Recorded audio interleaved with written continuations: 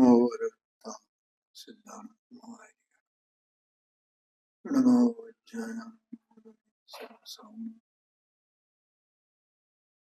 निज स्वरूप को परम रस जहाँ में भरियो आभार बंदो परमानंदमय समय सारे काम। नाटक समय सार में संवरित कान है और इसका 4 नंबर का छंद स्वाध्याय में कल अपन ने इसका वाचन किया था और इसका भाव भी उसकी व्याख्या भी अपन ने की थी। आज इसका अर्थ पढ़ना है।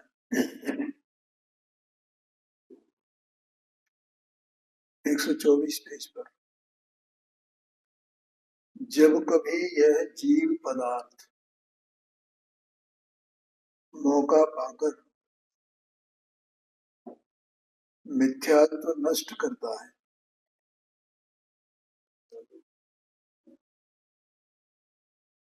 समझ में आया।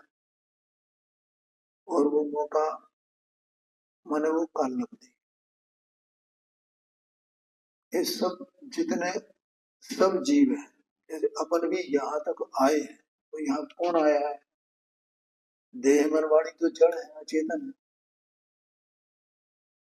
ये जीव स्वयं जीव द्रव्य है ना, ये स्वयं यहाँ आया है ना, यहाँ ये सब माहौल इसको प्राप्त हुआ है। ये माहौल किसको प्राप्त हुआ है?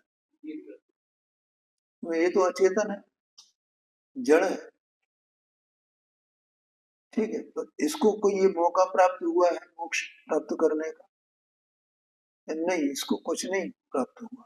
इसको कोई इसकी काललब्धि इसके साथ में है। अंदर में चेतन वस्तु है, जीव पदार्थ कहा ना, जीव वस्तु सत्स्वरूप से ऐसा संसार में परिभ्रमण करते करते करते करते करते करते अनंत आनंद अनंत आनंद अनंत आनंद अनंत आनंद काल निकल गया, तभी इसको ये मौका मिला है। और जैसे अपन ये द्रव्य सब अपने ऊपर लगा, ये द्रव्य अंदर जो विराजमान चेतन वस्तु इसको ये मौका मिला ना, यहाँ आ गया। कौन लाया इसको? कोई नहीं लाया, ये परिभ्रमण करते करते अपने आप यहाँ तक आ गया, कोई लाने वाला नहीं। बोलो समझ में आया? किसने इसको रुचि लगाई? किसी ने रुचि लगाई। ये माहौल किसने दिया इसको? ये अपन सभी शामिल है ना यहाँ में। एक ने किसी दूसरे को कोई माहौल दिया है क्या? ये माहौल भी किसने बनाया? ये सारी व्यवहारिक बातें हैं। बाकी का कौन सी? ये पंडित धन्नालाल जी साहब थे यहाँ पर, वो घुमान सोनगढ़ गए, वहाँ गुरुदेव सिंह को सुना उन्होंने, तो फिर उन्होंने को उनकी महिमा आई, फिर उन्होंने उसका प्रचार प्रसार किया, फिर यहाँ उन्होंने पाठशाला खुलवाई और फिर वो पंडित जी यहाँ पढ़ाने लगे और लोगों की रुचि हुई। ये सब क्या है? व्यवहार की बात, सब औपचारिक उपचार की बातें हैं। द्रव्य को देखो अंदर में तो ये मौका पा करके यहाँ ये है। वो और भी दूसरे जीव पदार्थ भी है ना, वे भी यहाँ मंदिर में दर्शन करने के लिए आते हैं, पूजन करने के लिए आते हैं, प्रसाद करने के लिए आते हैं, वे भी सब करते हैं ना। लेकिन उनकी रुचि है यहाँ तक आने की, सुनने की, तो उनको मौका है? नहीं है। मौका उसको है जिसको जिसकी रुचि हुई है सुनने की, पढ़ने की।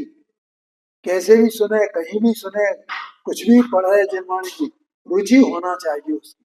और जिसको रुचि होती है ना, तो उसको निमित्त मिलता ही है। निमित्त के बिना वो कार्य होता ही नहीं है, और निमित्त से कार्य होता नहीं है। कोई ना कोई निमित्त मिला ना, कहीं भी कैसे भी जो भी निमित्त मिला हो, जो भी मिला हो, अच्छा बुरा जैसा भी मिला, करना है ये मौका पा करके। ऐसा वस्तु को देखना अंदर में, चेतना वस्तु को ये मौका मिला है। जीव पदार्थ कह रहे हैं, मैं चेतना वस्तु कह रहा हूँ, एक ही बात है। ऐसा परिभ्रमण करते करते करते करते अनंत अनंत संसार में ऐसा मौका पा करके, ठीक है। अब जैसे इस जीव को ये मौका मिला, तो ऐसा सब ये ज्ञान, कल ही मैंने बताया था, ज्ञानावरणी, दर्शनावरणी, वीर्यांतराय, ठीक है, इन सबका क्षोभ समय यथायोग हुआ है ना, ये मौका हुआ ना, ठीक है। उसके क्षोभ समय हुआ, उससे उसके कुछ कसाई की मंदता हुई ना, कुछ कसाई की मंदता हुई, उससे वो क्षोभ समय हुआ ना। पढ़ी में लिखा मोक्ष में प्रकाशक, ये कुछ परिणामों की विशुद्धता से इसको ज्ञानावरणी कर्म का क्षोभ समय हुआ है, लिखा है, उठाओ मोक्ष में प्रकाशक। जो नदी को उड़ाना है वही लिखा है जी, नदी में तैरना और उड़ाना नहीं, 257 पेज निकाल लो।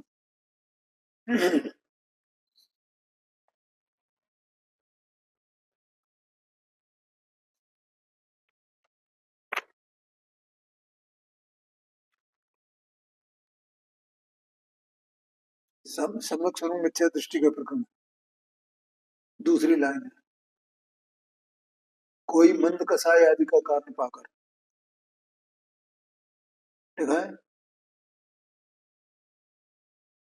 कोई मंद कसाय आदि का कारण पाकर ज्ञानावरणादि कर्मों का, ज्ञानावरण आदि इन कर्मों का क्षोभ सम हुआ,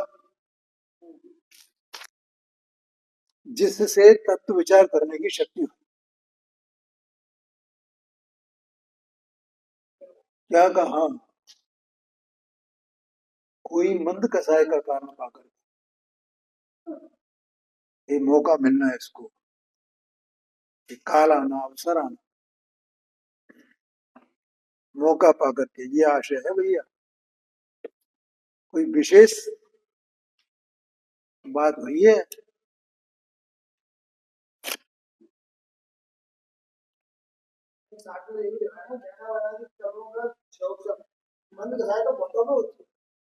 नहीं, वो कोई किसी प्रकार की कोई विशेष मंद कसाय आदि का कारण पाकर के, वो मंद कसाई कोई विशेष प्रकार की होती है, जिससे ज्ञानावरणी वर्णादि कर्मों का क्षुभ सम हुआ।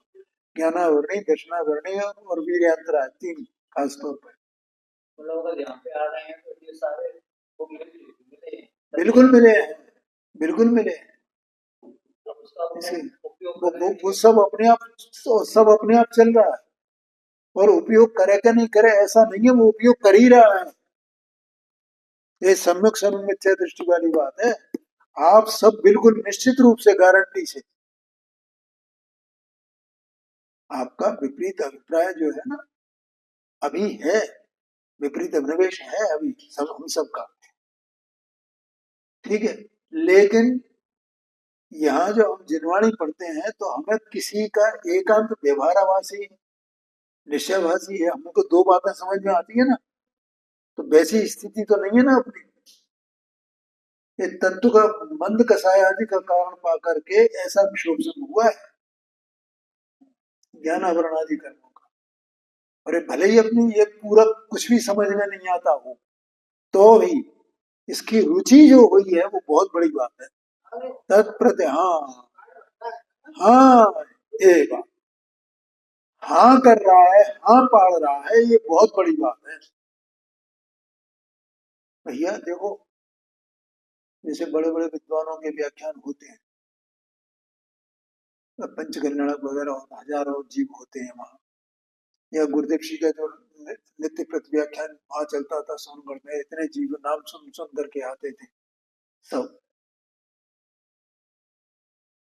तो उनमें से कितने ऐसे होंगे जो हाँ, हाँ का हकार जिनको आगे, हाँ ऐसा ही है, हाँ ऐसा ही है, भले ही हमारे विपरीत अभिनिवेश का अभी अभाव नहीं है, लेकिन बात तो ऐसी ही है। परद्रव्य की क्रिया से कोई जीव को लाभ नहीं है, बात तो ऐसी ही है। बिल्कुल। ये तो अपन परद्रव्य की क्रिया छोड़ी तो नहीं ना अपन ने, लेकिन उसकी हाँ तो वो आती है ना, तो परद्रव्य की क्रिया से कुछ नहीं होता है भाई।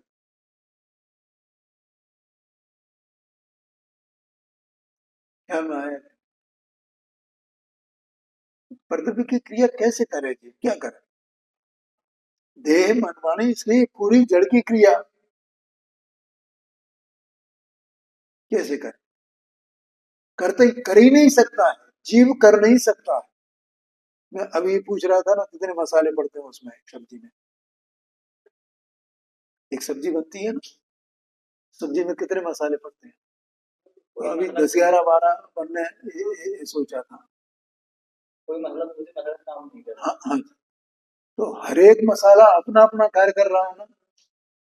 मैं इसमें वो कर्ता कर्म अधिकार की गाथा पढ़ रहा था, हाँ हाँ 76 नंबर की। तो उसमें यह आया था कि आत्मा पुद्गल द्रव्य के परिणाम को न ग्रहण करता है, न उस रूप उत्पन्न होता है, न उस रूप से परिणमित होता है। जी, पुद्गल के परिणाम परिणमता ही नहीं है ये, तो कैसे नहीं परिणमता है, जीव नहीं परिणमता पुद्गल के परिणाम रूप। ये था, अब जैसे उसमें नमक पड़ा है, तो नमक अपने परिणाम रूप परिणमेगा कि दूसरे के परिणाम, किसी दूसरे मसाले के परिणाम रूप परिणम। अगर वो नमक दूसरे मसाले के परिणाम रूप परिणम है, तो फिर दूसरे मसाले की जरूरत नहीं ना, वो स्वयं ही परिणम जाएगा, क्या करना है। हाँ, एक ही मसाला का काम हो गया, सबका काम कोई कर। आया कि नहीं आया। दूसरा लेखा, नहीं ग्रह न प्रण में न ग्रह, माने उसको ग्रहण नहीं करता। अब दूसरा मसाला पड़ा तो हुआ है, अब उसके परिणाम को वो ग्रहण कर ले कि मैं दोनों का काम करूंगा, अपना भी करूंगा तो इसका भी, इसको इसको आराम करने दो, उसके उसके परिणाम को ग्रहण कर ले।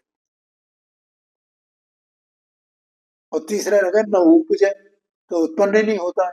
अब उसमें नमक में से नमक का ही स्वाद, खारेपन का स्वाद स्वाद उत्पन्न होएगा ना, कि उसमें मिर्ची का भी स्वाद उत्पन्न हो जाए, कि नहीं होएगा।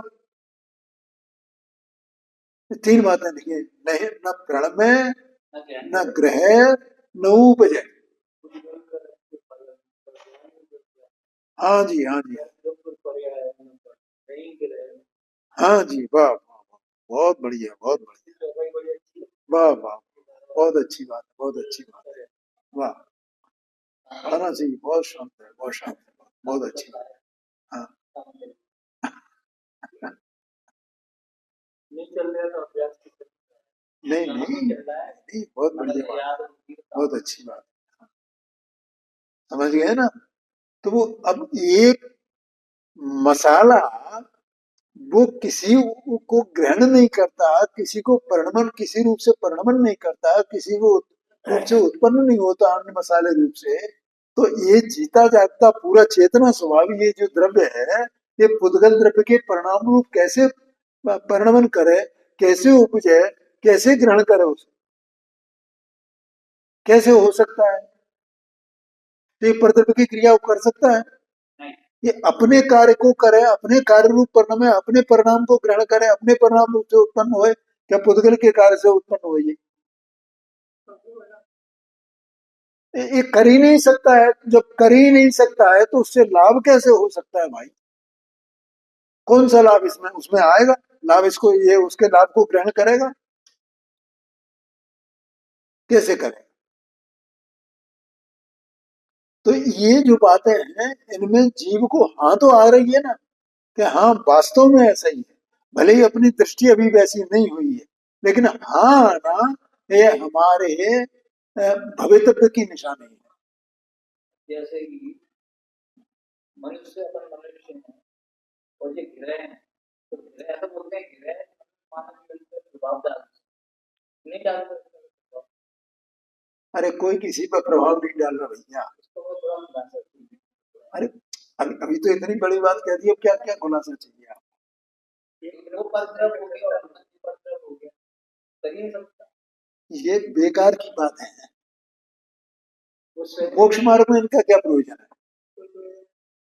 सम्यक दर्शन, सम्यक ज्ञान, सम्यक चारित्र के संबंध में जो अपने को प्राप्त करना है उसके उसमें उसका क्या प्रयोजन? कोई प्रयोजन है ही नहीं, और ना कोई किसी पर कोई असर डाल रहा है। ठीक है, तो तुम्हारे प्रश्न का उत्तर देना है इसलिए मैं बता देता हूँ। एक मावस होती है, एक पूर्णिमा होती है।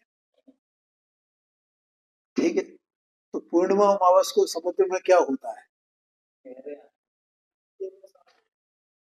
तो पूर्णिमा में ज्वार होता है, ज्वार और भाटा आता है ना उसमें समुद्र में, तो ज्वार होता है, और अमावस के दिन भाटा होता है। भाटा माने उसकी वो घट जाना, समुद्र का जो स्तर है वो घट जाना, और पूर्णिमा के दिन बढ़ जाना। क्यों? क्योंकि उस दिन चंद्रमा पूरा होता है, इसलिए वो उसमें ये हुआ। लेकिन कोई किसी का करता है क्या? उसने उसको कुछ किया है क्या? क्या सब निमित्त निमित्त भाव है? वो ज्वार हुआ, वो अपने उपादान से हुआ, भाटा हुआ उसके अपने उपादान से हुआ, उसने उसमें कोई असर डाला है क्या? अब आपका हो गया असर डालता है वो। ऐसे ही कोई भी ग्रह नक्षत्र कुछ भी कुछ करता नहीं है किसी को भी। ख्याल में आया? यूं तो इसमें उदाहरण दिया है समय सारजी शास्त्र में, 80 81 82 3 गाथा है उसमें, 83 नंबर की, 82 के बाद 83 नंबर की बात, कि जैसे उसमें हवा चलती है तो समुद्र में लहरें उत्पन्न होती है ना, तो हवा उस पर असर डालती है क्या? लहरें उत्पन्न होती है वो अपने उपादान से, हवा का चलना तो निमित्त मात्र है। हवा को कोई बुद्धि है क्या इसको ऐसा करें? तो ये निमित्त निमित्त भाव तो सहज है ना। वो तो हर शब्द बन रहे हैं। है? अब जीव चला, जीव ने गति की, उद्गल ने गति की, तो धर्म द्रव्य उसमें निमित्त है, तो कोई असर डाला क्या उसने?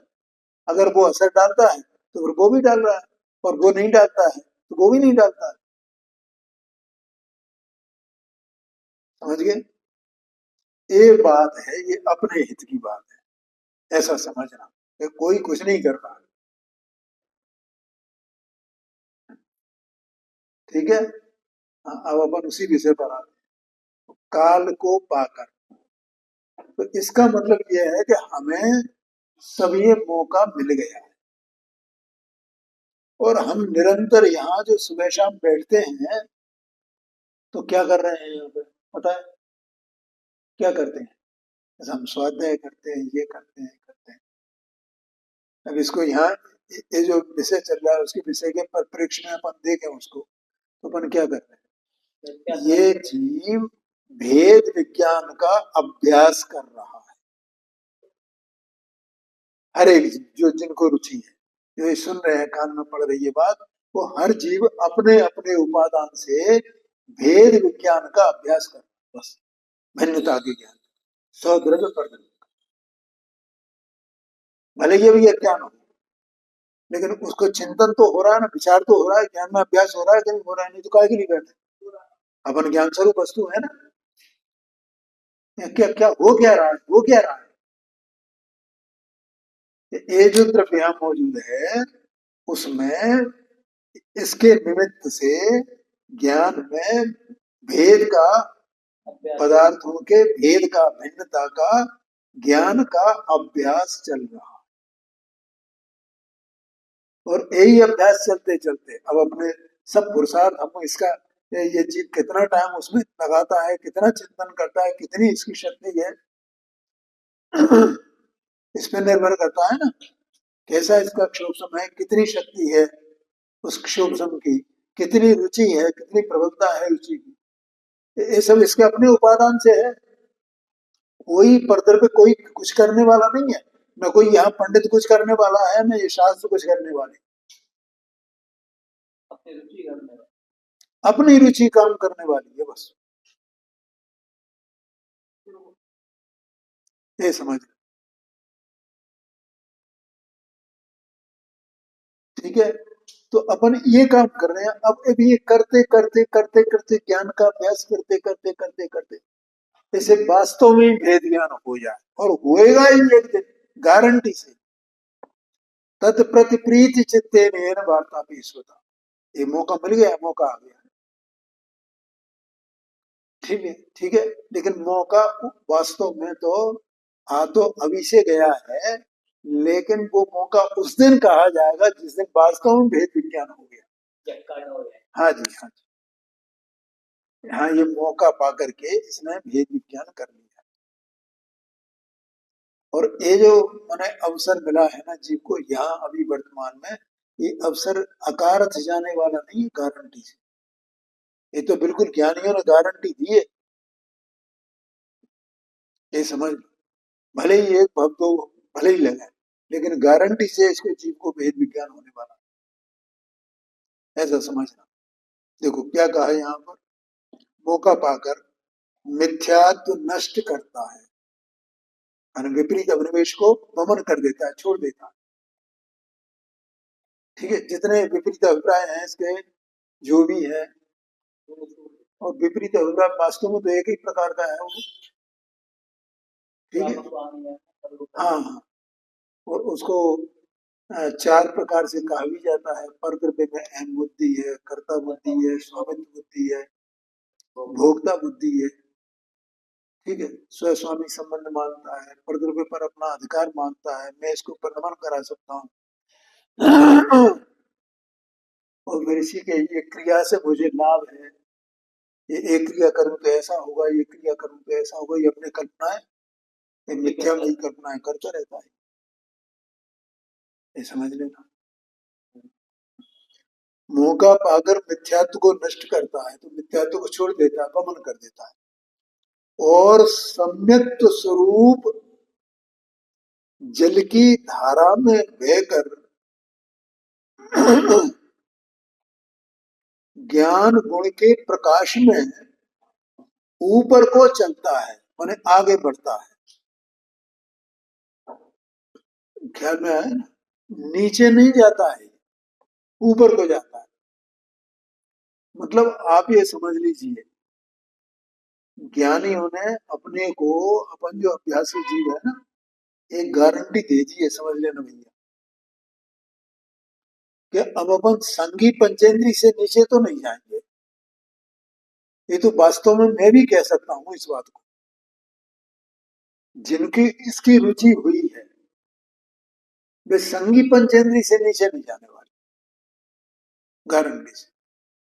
चार इंद्रिय या असंगी पंचेंद्री वे नहीं बनने वाले, उसको ऐसा संस्कार पड़ रहा है। अब सबकी अपनी अपनी योग्यता है, कौन कितनी, अभी जैसे मैंने बताया कितनी शक्ति है तुम्हारे क्षुभ की, कितनी तुम्हारी रुचि है, कितना तुम समय दे रहे हो इसके लिए, ये सब बातें हैं।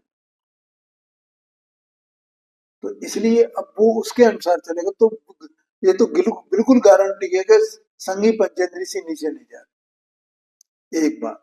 दूसरी बात, जैसा गुरुदेव जी कहते हैं, नरकादिक में नहीं जाएगा, क्योंकि ये मांस मदिरा का सेवन नहीं करता है, गुरुदेव जी फरमाते हैं। हाँ जी, और त्रियंच की पर्याय भी मिलेगी तो ऐसी नहीं मिलेगी जैसी जो हिंसा के परिणाम जिन जीवों के रहते हैं, हाँ, क्रूर परिणाम वाला, ऐसा भी संगी पंचेंद्री त्रियंच में भी ऐसा नहीं जाएगा। ये बिल्कुल गारंटी की बात है, ये समझ लें। तो सम्यक रूप जल की धारा में बहकर ज्ञान गुण के प्रकाश में ऊपर को चलता है, माने सम्यक दर्शन हुआ, उसके साथ में सम्यक ज्ञान हुआ, तो सम्यक ज्ञान के प्रकाश में ये आगे बढ़ता है, अब पीछे नहीं लौटता है। तो जैसे अंतरंग में ज्ञान में आगे बढ़ता है, ठीक है, वैसे ही जो गतियां हैं, जो पर्याय आगे मिलने वाली हैं, वे भी इसको कोई निम्न पर्याय मिलने वाली नहीं है, नीच पर्याय मिलने वाली नहीं है, ये बात भी है। ये सहज में ऐसा निमित्त निमित्त संबंध है। तब उसके अंतरंग में द्रव्य कर्म और भाव कर्म का दुख कुछ असर नहीं करता। द्रव्य कर्म का और भाव कर्म का, माने भाव कर्म जन्य जो रागादि भाव है ना, तो द्रव्य कर्म में तो दुख दुख का उपचार आता है। तो जैसे असाता वेदनी कर्म है, तो वेदनी कर्म क्या करता है? वेदनी कर्म का कार्य क्या है कि संयोगों को मिलाना। ठीक है, तो वो जो संयोग है वे दो प्रकार के हैं। एक तो जो दुख में निमित्त है और एक वो जो सुख में निमित्त है, इंद्रिय जन्य सुख और दुख इसमें निमित्त है। वो केवल वो कर्म उनको मिलाता है। तो वे जो पदार्थ मिलते हैं उनके निमित्त से जो दुख मिलने वाला है, तो वो उस दुख का असर इसके ज्ञान पर नहीं होता है, क्योंकि ये ज्ञान ज्ञाता हो गया है।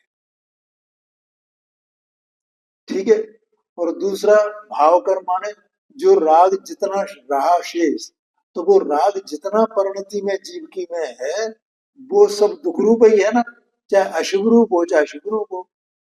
लेकिन वो भी इसको दुखी माने आकुलता उत्पन्न नहीं करता है, वो स्वयं आकुलता रूप है, आकुलता उत्पन्न होती है, लेकिन वो आकुलता ज्ञान उस आकुलता का ज्ञाता ही है। वो ज्ञान अपने को उसमें नहीं मिलाता है, इसका मतलब उस पर वो असर नहीं करता है। अगर वो ज्ञान अपने को उसमें मिला दे तो वो ज्ञान ज्ञान न रहे, तो ज्ञान कैसे रहे? समझ में आया? तो द्रव्य कर्म और भाव कर्म का दुख कुछ असर नहीं करता। असर किनको करता है? जो जीव जो उपयोग अपने को अपने स्वरूप को भूल करके उनको अपने में मिलाते हैं, अपने को उनमें मिलाते हैं रागादिक भाव में, परद्रव्य में। ख्याल में है ना? तो उनको ही असर करेगा, ज्ञानी को कैसे असर करेगा? वह आत्मशुद्धि के साधन अनुभव के मार्ग में लगकर परिपूर्ण अवस्था को प्राप्त होता है। ऐसा जो जीव है जिसको मौका मिला है, सम्यक दर्शन प्राप्त किया है, सम्यक ज्ञान प्राप्त किया है, तो वो अपनी आत्मशुद्धि के लिए, आत्मा की विशुद्धता के लिए, इसका मतलब मलिनता कहो रागादिक कहो इनके अभाव के लिए, यही तो आत्मशुद्धि का शुद्धि का कार्य हुआ ना। तो वो राग से अपने को मुक्त करना, छुड़ाना, और राग के निमित्त जो द्रव्य कर्म है कौन से? चारित्र मोहनी कर्म, वो राग का निमित्त है ना, तो उससे अपने को छुड़ाने के लिए, ठीक है, राग से छुड़ाने के लिए और राग का निमित्त जो चारित्र मोहनी कर्म उससे अपने को मुक्त करने के लिए, इसका मतलब आत्मशुद्धि के लिए, आत्मशुद्धि का साधन उनसे छुड़ाने के लिए क्या साधन है कि आत्मा का अनुभव करना। लिखा है ना, आत्मशुद्धि के साधन अनुभव, आत्मशुद्धि का साधन है अनुभव, आत्मा अनुभव। ख्याल में आया कि नहीं आया? ज्ञान अपने आत्मा में रहे ठहरे, उसका अनुभव करे, उसका वेदन करे, अनुभव के मार्ग में लगकर, बस ये कार्य, इस कार्य के इस मार्ग में रहे, परिपूर्ण अवस्था को प्राप्त हो जाता है, परिपूर्णता को प्राप्त कर।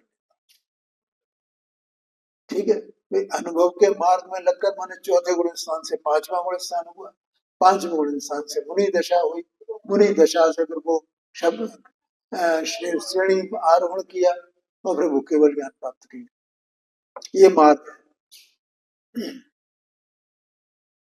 उसी को परमात्मा कहते हैं। और जब पूर्णता हो गई तो उसी को परमात्मा कहते हैं। कोई परमात्मा है, आत्मा ही परमात्मा है, क्योंकि इसके परिणति में से द्रव्य कर्म नौकर्म भाव कर्म सबका अभाव हो गया ना, तो सिद्ध परमात्मा सिद्धालय में विराजमान हो गया, वही परमात्मा है, और व्यवहार से अनंत परमात्मा है। दूध नीचे गिराई। हाँ जी, भावार्थ है। अनंत संसार में संसरण करता हुआ जीव कभी काल लब्धि दर्शन मोहनी का अनुदय और गुरु उपदेश आदि का अवसर पाकर तत्व श्रद्धान करता है। देखो, तत्व श्रद्धान को भी समझना, अपन तत्व श्रद्धान भी नहीं समझते हैं। मैं उसको बता देता हूँ, और इसको बिल्कुल उस पर मोहर लगा के रखना कि यही है बस।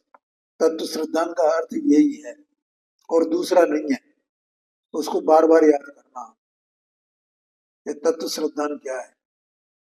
तो देखो भाई, ये चेतन वस्तु है, इसका जो उपयोग है उस उपयोग का तत्पना किसके साथ में है।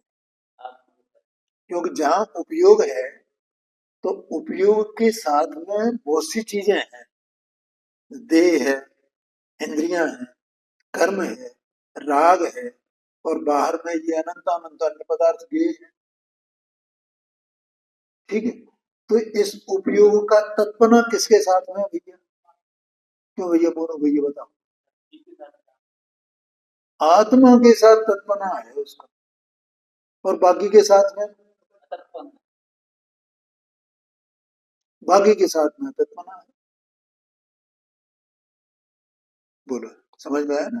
तो ऐसा जब वो उपयोग ये जानता है कि मैं अपने आत्मा से तत् हूं, बाकी सबसे अतत हूं। ख्याल में आया कि नहीं आया? मैं किससे तत् हूं?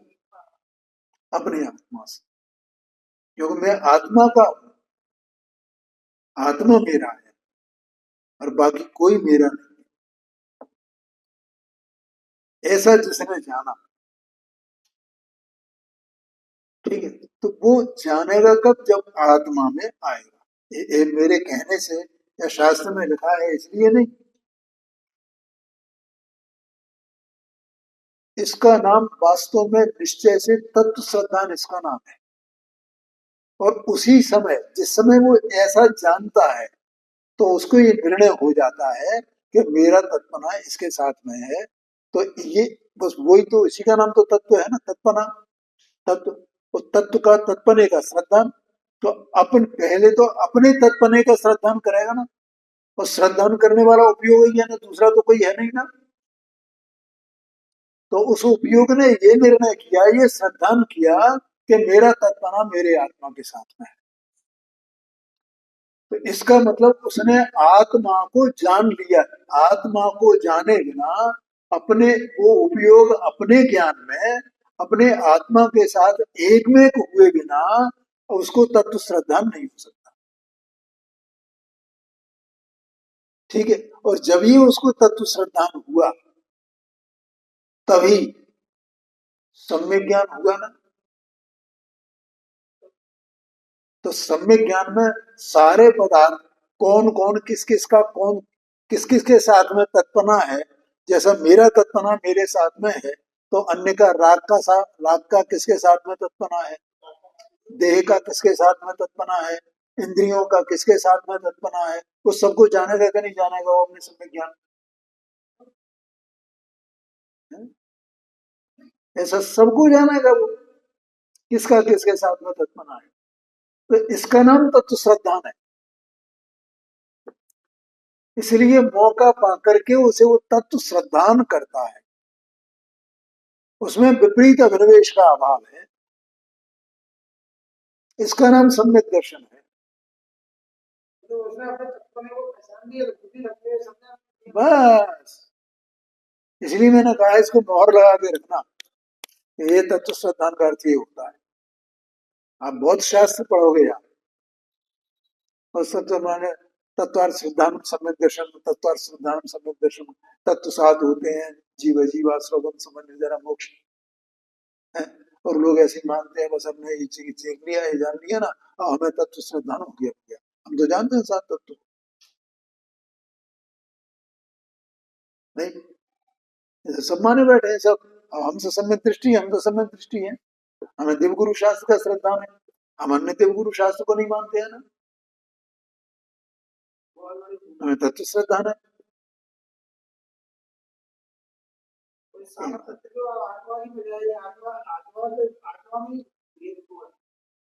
हाँ जी, हाँ जी, हाँ जी, बिल्कुल। ये सब, ये राग भी कथनचित आत्मा का परिणाम है ना, और राग का अभाव भी आत्मा का परिणाम है ना। तो उनका किस किस के साथ में किसके कैसा कैसा तत्पना है, ऐसा वो सब उसको बताया है। और आत्मा में जितनी शुद्धता होती है, प्रकट होती है, उसके तीन विभाग हैं, संबर, निर्जरा और मोक्ष, ये तीनों विभाग हैं। और वे इसलिए उनका सबका तत्पना आत्मा के साथ में है, जैसे उपयोग का तत्पना है, ध्यान में आया कि नहीं? और वे संबर, निर्जरा और मोक्ष इस रूप से हैं, और वे आत्मा में है, आत्मा ही है वे सब। ऐसा उनमें भेदाभेद जानना, कथनचित भेद जानना, कथनचित अभेद जानना, त्रिकाली और क्षणिक पर्याय, इस अपेक्षा से उनमें भेद जानना, और वे परिणामी और परिणाम की अपेक्षा से उनमें अभेद जानना, ऐसा ये सब बातें जानो, वो जाने नहीं, वो जानने वाला सब कुछ।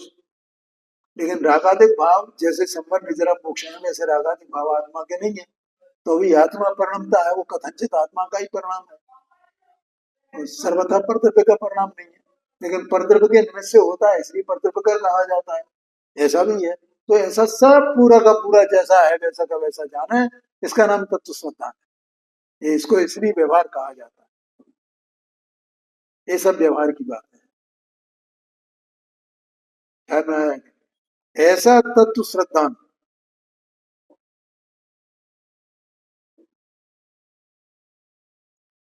हाँ, अवसर पाकर तत्व श्रद्धान करता है, तब द्रव्य कर्म व भाव कर्मों की शक्ति शिथिल हो जाती है। बस, जिसको ऐसा श्रद्धान हुआ, तो द्रव्य कर्म भाव कर्म की शक्ति शिथिल होती है, बल्कि उससे पहले ही शिथिल होती है भैया। क्या कहा? अवसर पा करके, देखो, ये जो ये जो कहा जाता है ना, कि जिस जीव को सम्यक दर्शन होगा, तो सम्यक दर्शन से पहले 5 लब्धियां होती है ना, है? क्षोभ समलब्धि, विशुद्धि लब्धि, देशना लब्धि, प्रायोगिक लब्धि और कर्ण। तो ये प्रायोगिक लब्धि और कर्ण लब्धि ऐसी ही है, बल्कि कर्ण लब्धि तो ऐसी है पहले ही, क्योंकि उसे गारंटी से सम्यक दर्शन होना ही है, उसी को कर्ण लब्धि होती है, ठीक है। और उसी समय उसके द्रव्य कर्म की और भाव कर्म की दोनों की शक्ति जो है वो कमजोर पड़ जाती है। तो सम्यक दर्शन होने पर फिर क्या होगा? ये तो उपचार का कथन है, वो तो कर्ण लब्धि में ही कमजोर पड़ जाती है। अपन कर्ण लब्धि का स्वरूप पढ़े तो आया कि नहीं आया ख्याल में? तो यहाँ कह रहे हैं वो शिथिल हो जाती है, और अनुभव के अभ्यास से उन्नति करते करते कर्म बंधन से मुक्त होकर ऊर्ध गमन करता है और सिद्ध गति को प्राप्त होता है। लेकिन ये सब काम जो होने में पहले एक बार तत्व श्रद्धान हो, इसको माने सम्यक दर्शन हो, फिर ऐसा नहीं तुरंत ही सारे काम हो जाएंगे, उसमें समय लगता है। अपन कितने जीवों, मैंने प्रथमान योग उठा करके देखें तो कितने जीवों को देखें अपन, है? तो कितने ही भव से, मैंने कई भवों पूर्व उनको सम्यक दर्शन हो गया, लेकिन बाद के अनेक भवों में वो भ्रमते भ्रमते भ्रमते भ्रमते, कोई चौथे भाव में, कोई 5वें भाव में, कोई 7वें भाव में, कोई 8वें भाव में वे मोक्ष को प्राप्त कर लेते हैं। जैसे सीता जी का जीव है, ठीक है, लक्ष्मण का जीव है, रावण का जीव है, ये सब मतलब सम्यक दर्शन तो उनको प्राप्त हो गया है, लेकिन वे मोक्ष कब प्राप्त करेंगे? अभी तो कई भवन को लग जाएंगे, ध्यान में आया कि नहीं? लेकिन उनकी होनार अच्छी है, उन्हें सम्यक दर्शन हो गया, तत्व श्रद्धान हो गया। हाँ, तो उसमें नहीं नहीं उतावली है ही नहीं, क्योंकि वे अपने वहाँ सम्यक दर्शन में, सम्यक ज्ञान में वो पूरा का पूरा जो संयोगी भाव और संयोग है, ये सब परतर पे है तो साथ में लगे हुए हैं, ये मेरे हैं नहीं ना, तो ये बने रहे तो मुझे क्या परेशानी है, और न रहे तो मुझे क्या परेशानी है, मैं तो ये आत्मा हूं ना। ऐसी तत्व प्रतीति उसको हो गई है ना, इसलिए उसे कोई उतावली नहीं है, वो जानता है जब जो होने योग्य है तब वैसा होगा, ठीक है।